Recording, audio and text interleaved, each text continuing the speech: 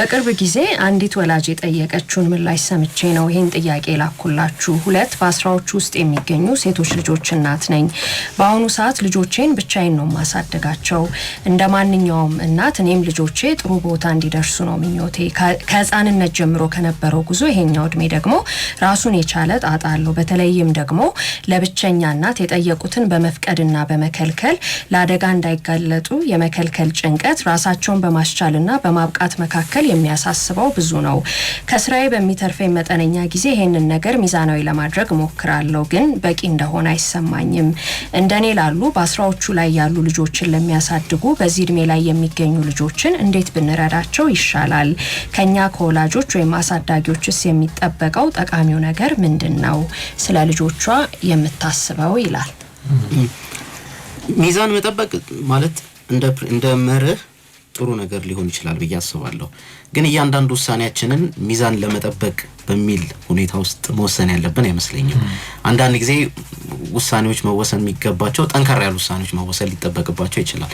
ይሄ ለማመጣጠን ወይም ደግሞ እንደዚህ ካልኩኝ ይሄንን ከፈቀድኩኝ ይሄንን መከልከል አለብኝ የሚል እሳቤ ውስጥ ከገባን ሁሌም ለማመጣጠን ወይም ደግሞ ሚዛኑን ለመንሳት ይሆናል የምንሰራውና ምናልባት እሱ ነገርን ትንሽ ተወት ብታደርገው ጥሩ ይመስለኛል። እኔ በመትፈቅደውና በመትከለከላቸው ነገሮች መካከል ሁሌ ሚዛን መጠበቅ ላይ ተጠበቅባት ይችላል። አንዳንድ ጊዜ ጨከን ያሉ ወይም ደግሞ ጠንካራ ያሉ ውሳኔዎችን ልትወስን ይገባል። የምትከለክለው ነገር አብዝታ የምትፈቅደው ነገር ልታሳንስ ትችላለች ብዬ አስባለሁና እንደ ሁኔታውና እንደ ጊዜው ምን ይፈልጋል የሚለው ነገር ማሰብ ነው። አንዳንድ ጊዜ ልጆች በእድሜያቸው የምንከለክላቸው ነገር አለ። እድሜ እየጨመረ ሲመጡ ትንሽ ላላ የምንልባቸው ውሳኔዎች አሉ። ህፃናትንና እድሜያቸው ከፍ ያለ እሷ የጠቀሰችውን እንግዲህ ጎረምሳ የምንላቸው በአስራዎቹ መካከል ያሉ ልጆችን የምንመለከትበት ነገር በጣም የተለያየ ነው። የምንፈቅደውና የምንከለክለው ነገር በጣም የተለያየ ስለሆነ ይሄንን ደግሞ ከሌሎች ሰዎች ልምድ መውሰድ ይቻላል። አንዳንድ የተጻፉ መጽሐፍትንም ማንበብ ይቻላል ብዬ አስባለሁኝ። ስለ ልጆች አስተዳደግ ስለ ወላጅነት አስተያየታቸውን ይሰጡ በቃለ መጠየቅ ሐሳባቸውን ያሰፈሩም ሰዎች ሊኖሩ ይችላሉና የነሱን ምክር መውሰድ ይቻላል። ከዛም ሳይሆን በአካባቢ ከመናቃቸውም ሰዎች ከልጅ አስተዳደጎቻቸው ከናት ቤተሰብ ሊኖር ይችላል። እንግዲህ የሷ ቤተሰቦች እንዴት ነበር ስታርግ የነበረው? እሷስ ለህፃን ወጣት እያለች ወይም ደግሞ ታዳጊ እያለች ቤተሰቦቿ ለሚከለክሏት ነገር ምን አይነት መልስ ነበር የምትሰጠው? ማለት በቀና እንመለከተው ማወል ላይ ዞር ብለን ስናስበው ሁላችንም በቃ ቤተሰቦቻችን ያሉንን እየሰማን እየተገበረን ያደገል ሊመስለን ይችላል። ግን በዛ እድሜ የነበረን ሐሳቤ ወይም ደግሞ ለውሳኔዎች የምንሰጠው መልስ በጣም የተለያየ ነበርና የሆነም ጊዜ በሷ በነበረችበት ጫማ ውስጥ ሆኖ ማሰቡ ጥሩ ይመስለኛል። እርግጥ እንደኔ ይሄን ጥያቄ ራሱ መጠየቋ እውነት ለመናገር ያው ለልጆቿ እንደምታስበት ቻላትም አቅም በጥሩ መንገድና መልኩ ለማሳደግ እንደምትሞክር ማሳያ ነው። ግን ምን አለ ያው ልጆች ልክ ይሄ ቲኔጀር ሲሆኑ ወይም ይሄ ወደ ጉርምስናው እድሜ ሲገቡ ለወላጆች ብዙ ጊዜ በጣም ቻሌንጂንግ ነው። ሮሉም ደግሞ ይለያያል አይደል? ለምሳሌ ህፃናት ልጆች እያሉ ወይ እስከ 10 አመት እስከ 11 አመት ምናምን ያንተ ሚና የሚሆነው እነሱን ፕሮቴክት ማድረግ ላይ ነው በአብዛኛው። ግን ደግሞ ልክ እዚህ እድሜ ላይ 10ዎቹ እድሜ ላይ ግን ሲገቡ ያው ፕሮቴክት ማድረጉ እንዳለ ሆኖ በአብዛኛው ግን ሮሉ ሺፍት ያደርጋል። ወደ ምንድነው ሺፍት የሚያደርገው? እነሱን ጋይድ ወደ ማድረግ ነው የምትመጣው፣ ወደ መምራት ነው፣ ወደ መምከር ነው የምትመጣውና ይሄንን ነገር ሮሉንም በደንብ ለማወቅ ለመለየት መሞከር ጥሩ ነው ብዬ አስባለሁኝ። ከዛ ውጪ ደግሞ እያንዳንዱ የነሱን ውሳኔ መቆጣጠርም አለባት ብዬ አላምንም። በዛው ልክ ደግሞ ሙሉ ለሙሉ ይሄ ነፃነትና መፍቀድም አለባትም ብዬ አላምንም። ግን በተቻለ አቅም ምንድነው አንዳንዴ ራሳቸው እንዲሳሳቱ መፍቀድ፣ ከዛ ደግሞ ከስተታቸው እንዲማሩ ማገዝ፣ እነሱን መርዳት ትችላለሽ ብዬ አስባለሁ። ግን ይሄንን ነገር ደግሞ ስታረግ ብዙ ጊዜ ያው እዚህ ቲኔጅ እድሜ ላይ ሲሆኑ ያው ብዙ ለውጦች አሉ አይደል? አካላዊ ለውጥ አለ፣ በተለይ ይሄ ከሆርሞን ጋር ተያይዞ የሚመጣ ነገር አለ። ያው የባህሪ ለውጥም አብሮ የሚመጣበት ጊዜ ነውና እንደኔ የመጀመሪያው ነገር ወላጆች ማድረግ አለባቸው ብዬ የማስበው ይሄ ኦፕንሊ ኮሚኒኬት ለማድረግ መሞከር፣ ይሄ በግልጽ መነጋገር። ያ ማለት ምንድነው ልጆቹ ጥያቄ ሲኖራቸው ሲሳሳቱ ወይም ደግሞ ደግሞ የሆነ ችግር ሲያጋጥማቸው አንተ ጋር እንደሚመጡ እርግጠኛ መሆን መቻል አለብህ። ገብቷል? ያንን ስፔስ ፈጥረ መጠበቅ አለብህ። ለዛ ደግሞ በግልጽ መነጋገር ነው። ሌላው ደግሞ ቅድም ስሞንም ሲል እንደነበረው ይሄ ክሊር የሆነ ባውንድሪ መቀመጥ አለበት ብዬ አስባለሁ። ይሄ ሊሚታቸውን ልታሳያቸው ይገባል። በነገር ላይ እድሜ ላይ ያሉ ልጆች ማለት ነው። የቤታችን ህግ ይሄ ነው ከሴፍቲ ጋር በተያዘ ከአክብሮት ጋር በተያዘ ከትምህርት ጋር በተያዘ የተለያዩ ከሚሰጣቸው ኃላፊነት ጋር በተያዘ በዛ እንደማትደራደር ባይዘው ማሳወቅ በጣም ያስፈልጋል ብዬ አምናለሁ። እዚህ ላይ መሰመር መቻል አለበት። ከዛ ውጪ ልክ ነው በተቻለ አቅም ልጆች ሪስፖንሲብል እንዲሆኑ ኢንዲፔንደንት እንዲሆኑ አድርገ ማሳደግ ጥሩ ነው። ግን እነዚህ ነገሮች በአብዛኛው ያው አብሮ እየተያዘ እያደገ የሚመጣ ነገር ነው።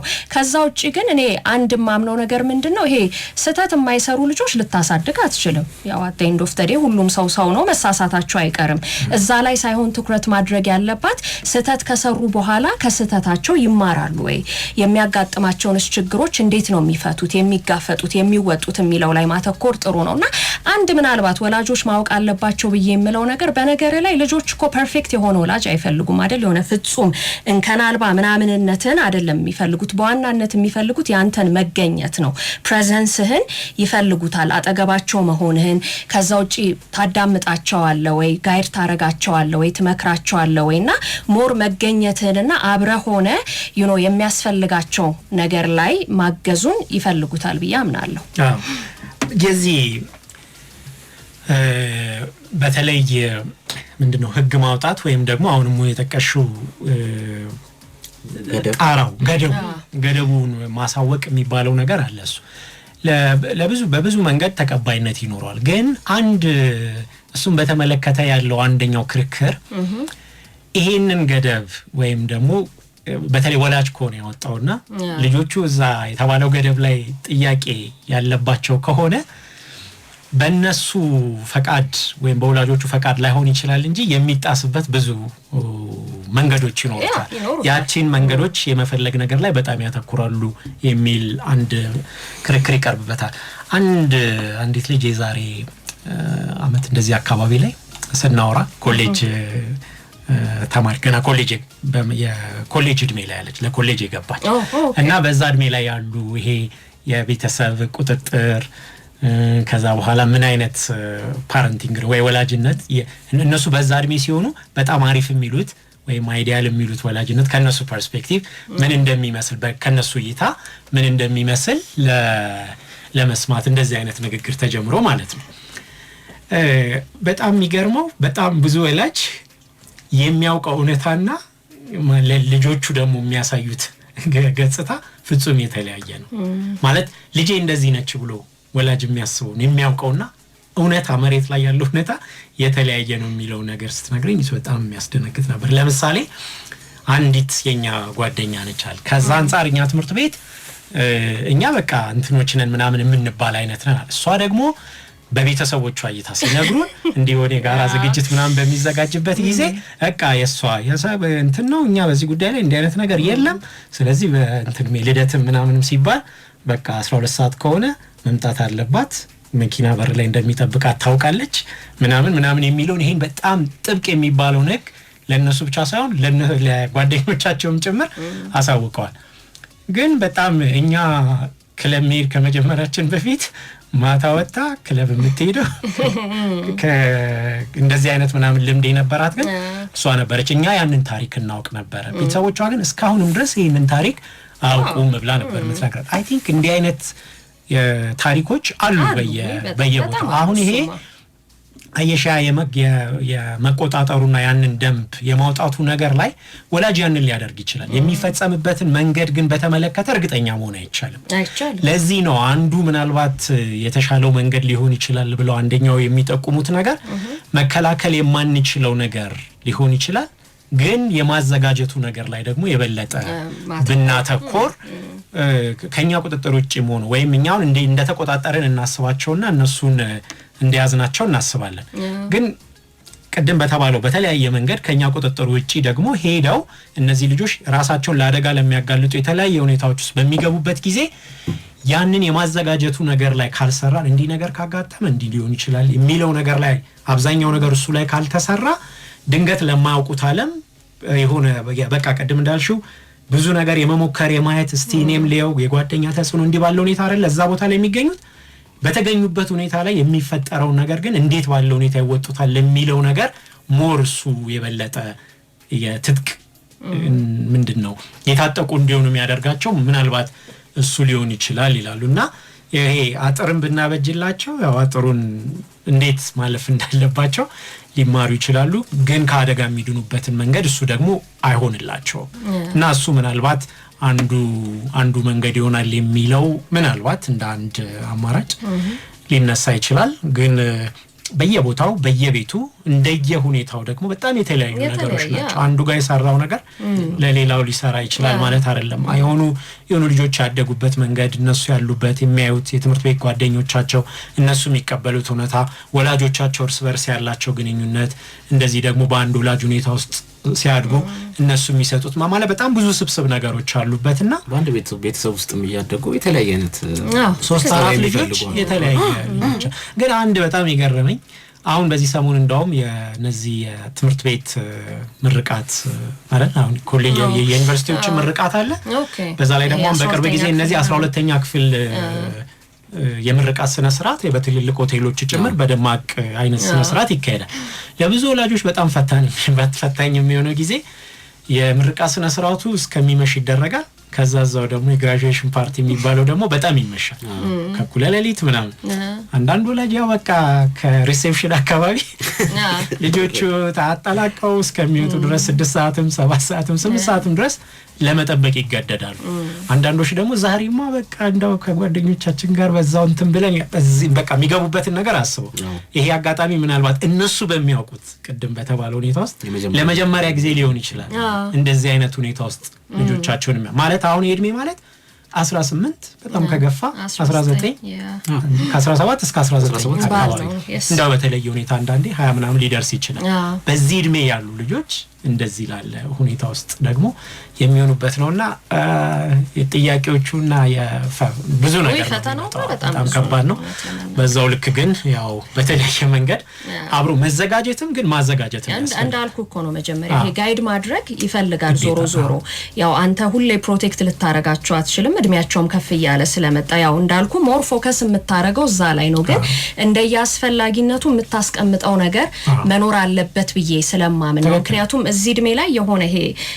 ኢንታይትልድ እንደሆኑ አንዳንድ ጊዜ የሆነ ልፍ ብለው ይሰማቸዋል በቃ መብታቸው ያልሆነ ነገር መብታቸው እንደሆነም ስለሚሰማቸው ይሄ ረገጥ ማረክ ኖ ማለት ሲኖርብህ ኖ ማለት ያንን ነው እርግጥ ለማለት የፈለኩት ግን አንተ ልክ ነው ትክክል ነው የሱ ያስማማናል ግን ለራሳቸውም ደግሞ እንደሚዘጋጁበት አንዳንዴ ለምሳሌ አሁን ቅድም ያልሽው ምሙ የምናወጣው ደንብ ወይም የምንለው ነገር እሱን በተመለከተ ስናወጣም ይሄ ምንም ጭቅጭቅ በሌለበት ወይም እንዲህ ብናደርግስ የሚል ጥያቄ ባልመጣበት ሰዓት አይደለ በጋራ ወይ ወደ ትምህርት ቤት ሲሄዱ ሲመለሱ ወይም በሆነ ሁኔታው ሲገናኙ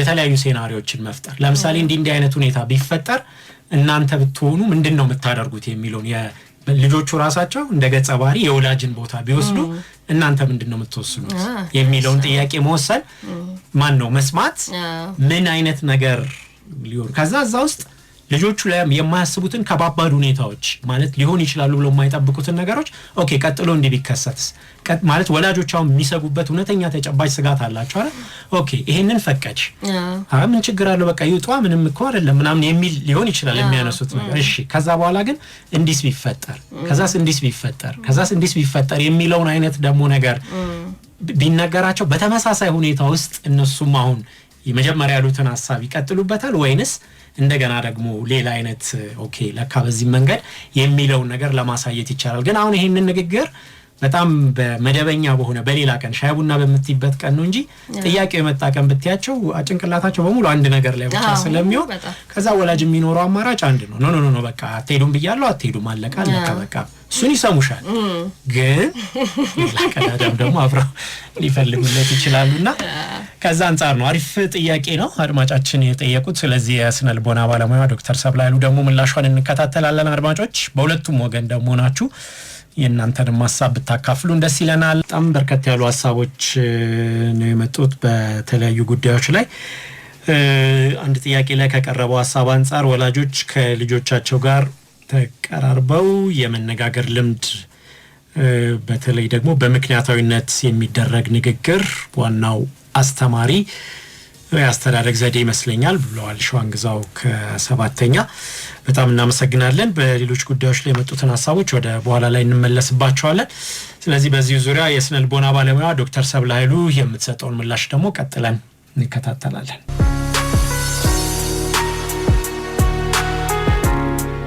አድማጮቻችን አሁን የአንድ ጥያቄ ያለኝ ሰዓታችን ላይ ደርሰናል። ለጥያቄዎቻችሁ ምላሽ ለመስጠት የስነ ልቦና ባለሙያዋ ዶክተር ሰብለ ኃይሉ አብራናለች።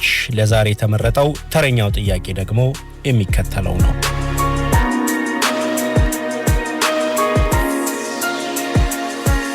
እንዳልክና ማህደር በቅርብ ጊዜ አንዲት ወላጅ የጠየቀችውን ምላሽ ሰምቼ ነው ይሄንን ጥያቄ ላኩላችሁ።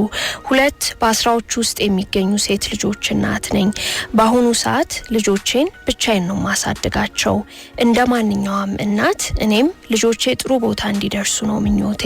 ከህፃንነት ጀምሮ ከነበረው ጉዞ ይሄኛው እድሜ ደግሞ ራሱን የቻለ ጣጣ አለው። በተለይ ደግሞ ለብቸኛ እናት የጠየቁትን በመፍቀድና በመከልከል ለአደጋ እንዳይጋለጡ የመከለል ጭንቀት ራሳቸውን በማስቻልና በማብቃት መካከል የሚያሳስበው ብዙ ነው። ከስራዬ በሚተርፈኝ መጠነኛ ጊዜ ይሄንን ነገር ሚዛናዊ ለማድረግ እሞክራለሁ፣ ግን በቂ እንደሆነ አይሰማኝም። እንደኔ ላሉ በ10ዎቹ ላይ ያሉ ልጆችን ለሚያሳድጉ በዚህ እድሜ ላይ የሚገኙ ልጆችን እንዴት ብንረዳቸው ይሻላል? ከኛ ከወላጆች ወይም አሳዳጊዎችስ የሚጠበቀው ጠቃሚው ነገር ምንድነው? ስለ ልጆቿ የምታስበው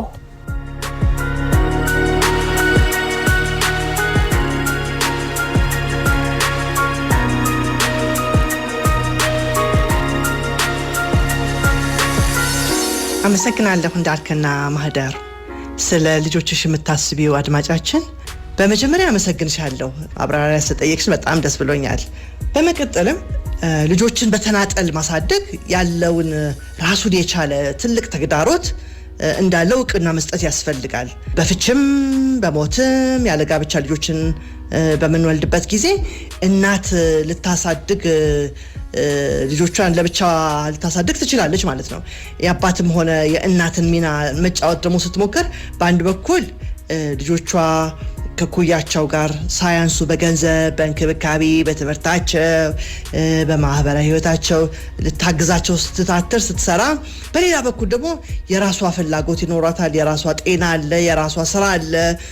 እነዚህ ነገር አመዛዝና ደግሞ መቀጠል ይኖርባታል። የራሷ ማህበራዊ ህይወት ይኖራታል። ብዙ ነገሮች በእጇ ውስጥ አሉ እና እነዚህን አንዱን ትኩረት ሰጥታ ሌላውን ደግሞ ያነሰ ትኩረት ሰጥታ እያመዛዘነች ጠብቃ እንድትሄድ ከባድ ኃላፊነት ይኖርባታል። እንግዲህ መደረግ ባለባቸው ነገሮች ስታተኩር አንዳንድ ጊዜ ደግሞ ምን ይሆናል? ስሜቷ ውጥት ይላል ማለት ነው፣ ዝቅ ይላል። ብዙ ነገሮች በመናደርግበት ጊዜ ድካም ይሰማናል። ድካም በሚሰማን ጊዜ ደግሞ ለልጆቻችን በስሜት ለነሱ ለመገኘት ሊያቅተን ይችላል። ስለዚህ በተናጠል ልጆችን ማሳደግ በጣም ዋጋ ያስከፍላል። ስለዚህ ያንን እውቅና ከመስጠት ነው መጀመሪያ ያለብን ብዬ አስባለሁ። ግን ደግሞ ይሄ የአንድ ሰው የህይወት ገጽታ ከሆነ የህይወት ሪያሊቲ ከሆነ ነባራዊ ሁኔታ ላይ ነው መነሳት ያለብን እንጂ መሆን አለበት የግድ ልጆች በሁለት አባትና እናት ወይም አሳዳጊዎች ውስጥ ነው ማደግ ያለባቸው ብለን ከዛ መጀመር አንችልም። ምክንያቱም ያላት የእናት ሁኔታ አባት በሌለበት ስለሆነ እነዚህ ልጆች የምታሳድገው ያንን ሁኔታ በደንብ በመረዳት የራስን አእምሮ ማዘጋጀትና ለዛ ያንን ተግዳሮት መቅረፍ በሚቻልበት መንገድ ራስን ማመቻቸት አስፈላጊ ነው። ሁለት የሚረዳዱ ወላጆች በሌሉበት ቤት የሚያድጉ ልጆች ብዙ ክፍተቶች ሊኖሩ ይችላሉ። ያንን አምነን በተለይ ደግሞ ልጆቹ እያደጉ በሚመጡበት ጊዜ በመነጋገር አንዳችን ሌላችን እንድንረዳ በማድረግ በወጣትነት እድሜ ውስጥ በሚደርሱበት ጊዜ እንደ ቡድን፣ እንደ ቤተሰብ፣ እንደ ቡድን ያንን ክፍተት ለመሙላት መጣር በጣም ያስፈልጋል። ስለዚህ ካንቺ ኮረዶች ጋር በንግግር በመረዳዳት ነገሮችን በማስረዳት አብሮ በውሳኔ በመስጠት ችግሮችን አብሮ በመጋፈጥ አንቺ ለነሱ የምታደርጊላቸው ነገር የማሳደግ ሁኔታ ብቻ ሳይሆን እነሱም በዚህ ውስጥ አስተዋጽኦ አድርገው መረዳዳት እንዲችሉ ያንን እድል ይከፍትላቸዋል። በተለይ ደግሞ አሁን ያሉበት እድሜ 10ዎቹ እድሜ ውስጥ የአእምሮ መብሰል አብስትራክት ቲንኪንግ ብለን በምንለው ልጆች በህቡዕ ማሰብ የሚጀምሩበት ጊዜ ነው። ስለዚህ ማሰብም ማህበራዊ ነገራቸውም እየጨመረ የሚመጣበት ጊዜ ስለሆነ ለመነጋገር ለመረዳዳት እና እነሱም ደግሞ ኃላፊነት መውሰድ የሚችሉበት ነገር እየጨመረ ሊመጣ ይችላል እና እነሱ ማቅረብ አስፈላጊ ነው። ሁሉ ነገር ለነሱ መወሰን ሳይሆን አብረው መወሰን እንዲችሉ ማድረግ አንደኛ አንቺ ላይ ያለውን ተጽዕኖ ይቀንሳል። ሁለተኛ እነሱም የማሰብና ችግርን የመፍታት ውሳኔ የመስጠት ክህሎታቸው እንዲዳብርላቸው ያደርጋል ብዬ አምናለሁኝ። የማደርገው ነገር በቂ እንደሆነ አይሰማኝም ብለሻልና እዚህ ላይ ትንሽ አስተያየት መስጠት ፈልጋለሁ። ምክንያቱም ብዙ ጊዜ በተናጠል ስናሳደግ ልጆቻችንን የምናደርገው ነገር ሁሉ ክፍተት እንደሚኖሩ ምንም ጥያቄና መልስ የለውም። በእውነት የታወቀ ነው። ክፍተት ይኖረዋል። ለምን? ከሁለት የሚገኝ ነገር ከአንድ ሰው ብቻ ስለሚጠበቅ ማለት ነው። ስለዚህ በጣም ራስሽን መኮንን አለብሽ ብዬ አላምንም። ብቻሽን መስራት እየሞከርሽ ነው እና መቼም አንቺም የራስሽን ፍላጎት ስላለሽ የራስሽ ማህበራዊ ህይወት አለሽ፣ የራስሽ መንፈሳዊ ህይወት አለሽ፣ የራስሽ ስራ አለሽ፣ እነሱን ከማሳደግ በተጨማሪ ማለት ነው። ስለዚህ ራስሽንም ሳትጥይ ማድረግ የምትችያቸው ነገሮች በማድረግ ይሄንን በማመዛዘን ማድረግ የምትችይው ነገር ታድርጊያለሽ እንጂ ራስሽን ብዙ ስትኮንኚው ይሄ አሉታዊ የሆነ ኤነርጂ ነው ባንቺ ውስጥ የሚያልፈውና ያንን ደግሞ ወደ እነሱም ያልፋል። አልቻልኩም የሚለው ነገር እንደገና የበለጠው ደግሞ እነሱንም ሲጎዳ እናገኛለን። ስለዚህ ይሄንን ለማድረግ ችያለሁ። በቃ ማድረግ በቻልሽው ነገር ላይ ማተኮር የተሻለ ነገር ነው። በእርግጥ ክፍተት ለመሙላት መጣር ጥሩ ነገር ነው። ነገር ግን እንዳልሽው በቃ ህይወትን እያመዛዘን ነው እንጂ የምንሄደው ሁሉ ነገር በማድረግ ላይ አይደለም እና በአቅማችን ነባራዊ ሁኔታዎችን በማገናዘብ ማድረግ የምትችሉን በማድረግ እንጂ ራስሽን በመኮነን የበለጠ የጥፋተኝነት ስሜት ደግሞ ነገሮችን ያባብሳልና ራስሽንም ልጆችሽንም አንደርስታንድ ማድረግ ያስፈልጋል ብዬ አምናለሁ። ሌላው እርዳታና እገዛ መጠየቅ ትችያለሽ።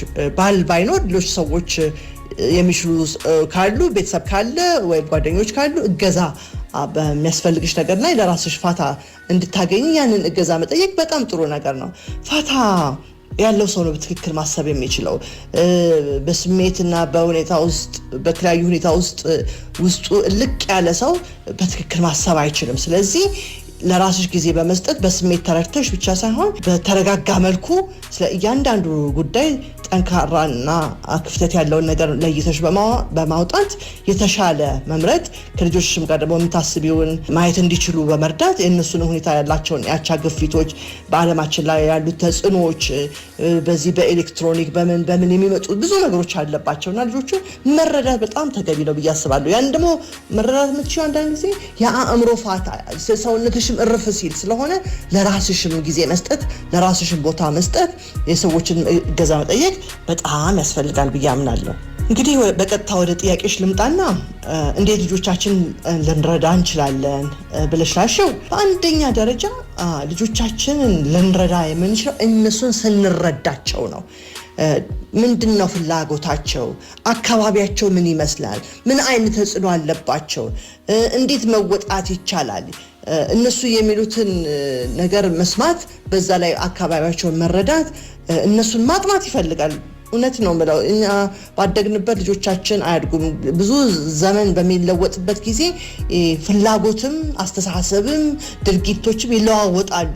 የእነሱ ተግዳሮትና የወላጆች የአያቶቻችን ተግዳሮት አንድ አይደለም።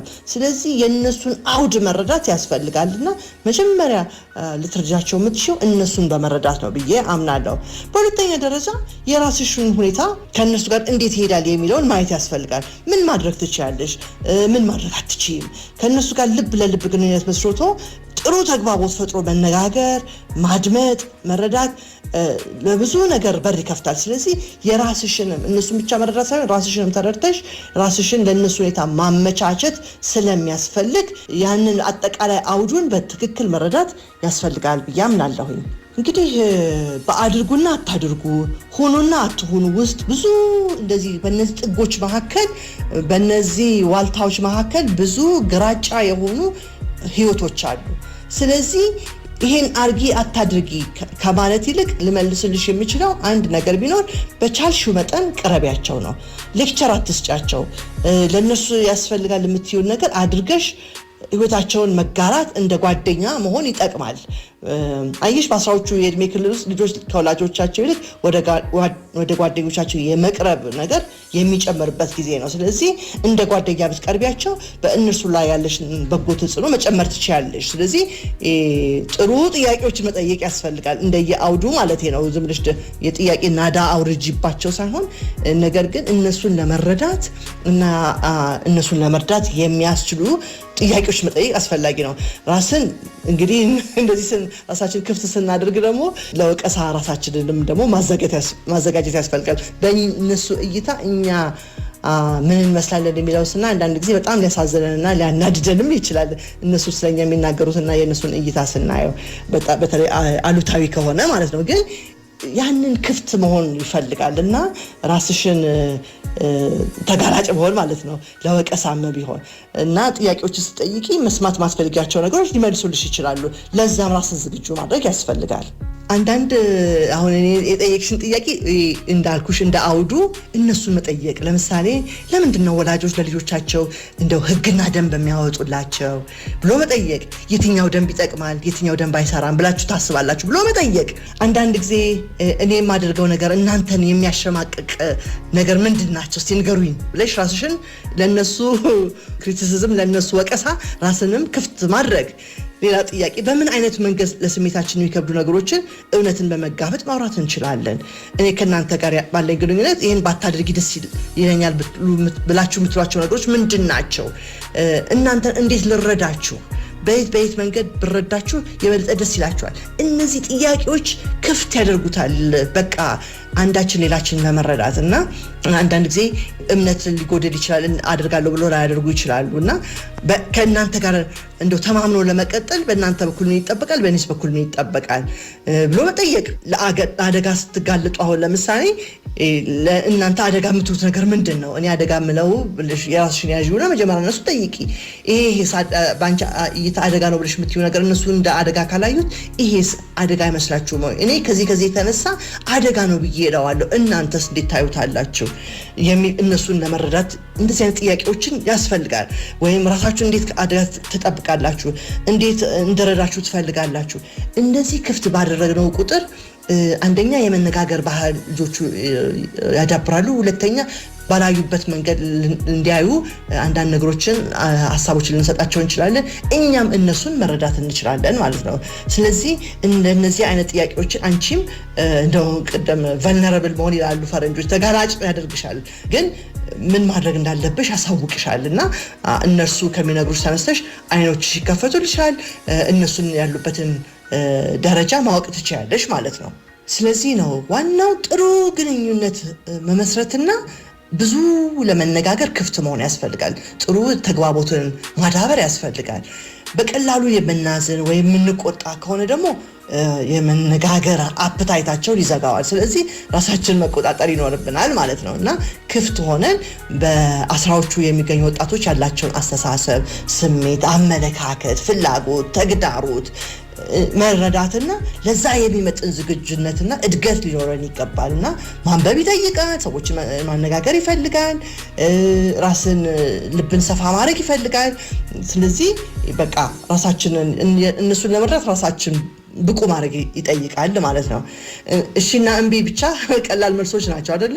ህይወት ቅድም እንዳልኩት በሁለቱ ጥጎች መካከል በሁለቱ ዋልታዎች መካከል ነው የምትገኘውና አንቺ ያንን ጥረት አድርገሽ ልጆችሽን መርዳትና መረዳትም የምትችይው እነዚህ ግራጫ የሆኑ የህይወት ነገሮችና ወይም ደግሞ ቀጭን መንገድ የሚሆንብን ነገር ላይ እነዚህን ለይተን ማወቅ ከዛም ደግሞ ምንም ብናደርግ አንዳንድ ጊዜ ልጆቻችን ላይ ይረዱንም እና በተለይ ደግሞ በአስራዎቹ ውስጥ ያሉት በራሳቸው ዛቢያ ሊዞሩ ስለሚችሉ የራሳቸውም ችግር ስላለባቸው የሰውነት እድገት አለ፣ ሆርሞኖች ይለዋወጣሉ፣ የማህበራዊ ህይወታቸው ይለወጣል። የራሳቸውን ማንነት ማወቅና ያንን መመስረት የሚጥሩበት ጊዜ ነው። ስለዚህ የራሳቸው ነገር ውስጥ ስለሆኑ እኛ እነሱን እንድናገዝና እንድረዳ እንጂ እነሱ እኛን እንዲረዱን አይጠብቁም።